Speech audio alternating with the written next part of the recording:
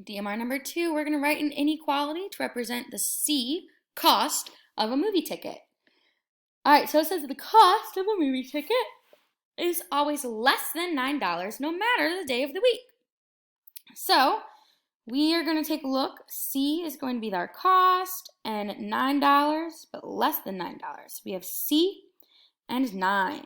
C is always going to be less than, it says, no matter what. So 9 is always going to be greater than. It's not going to be $9. It's always going to be less than that. So probably $8.99. So since we have that less than, it is going to be an open circle at 9. Open circle. And it's always going to be less than that. So we are going to shade to the left. Any number less than that. It could be $0. Maybe they'll owe you money some days you come. I don't know. Maybe it'll be like $5. So any of the numbers to the left of 9. So it's going to be any number lower or less than 9. So we're just going to identify two numbers that can represent the cost of our movie tickets.